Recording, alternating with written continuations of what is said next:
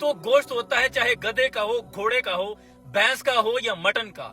गोश्त पर तो नहीं लिखा होता कि ये किस जानवर का गोश्त है, हलाल है, हराम है, जिंदा का है या मुर्दार का है। जब कोई मुआशरा इस कदर गिरावट का शिकार हो जाए कि हर तरफ करप्शन का दौरा हो, झूठ धोखाधड़ी का बाजार गर्म हो, वहां ये कोई बैद नहीं, कोई अचंभे की बात, कोई अनहोनी नहीं है कि आपको मटन कढ़ाई में मटन की जगह गधे का गोश्त खिला दिया जाए, या बीफ बिरयानी की प्लेट में आपके लिए गधे की बोटी सजा दी जाए, या समोसों के अंदर चिकन या मटन कीमे की बजाय आपको गधे का कीमा खिला दिया जाए। ये कोई अजीब बात नहीं है। जिन मुआशरों में लोग कुत्ते का, कव्वे का, चूहों का गोश्त भी खिला देते हैं, वहां कोई ये अजीब बात नहीं समझी जा सकती। ये तो एक खबर थी जिससे पता चल गया कि लोगों को गधे का गोश्त खिलाया जा रहा है। आप सोचें उन राजों के बारे में, उन हकीकतों के बारे में जिनका अभी तक हमें इल्म ही नहीं है।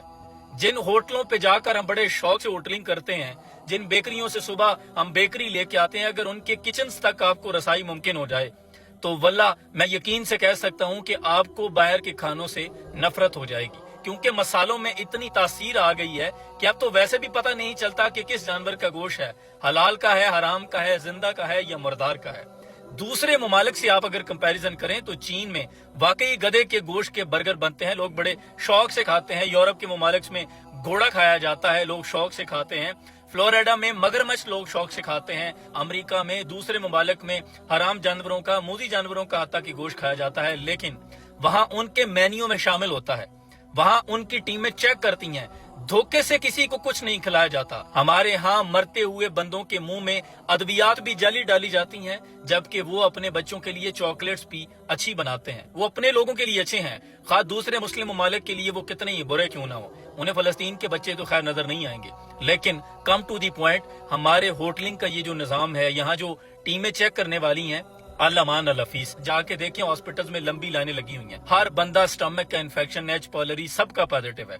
हर बंदा मैदे का मरीज है। राइजक का सेल का ग्राफ उठाकर देखें, आप हैरान हो जाएंगे। अरबों का ओमेप्राजोल, सिर्फ मैदे का Risek capsule, Risek insta sachet sale out हुआ है पाकिस्तान में। पिछले दिनों न्यूज में सुना था कि कोई बेकरी से केक आया और 2-3 बच्चे बेचारे, उन घर का पूरा घर उजड़ गया। इतने बंदे मर गए, आज इतने बंदे मर गए। मैं और आप सिर्फ एक नंबर हैं, नंबर के अलावा हमारी कोई हैसियत नहीं है।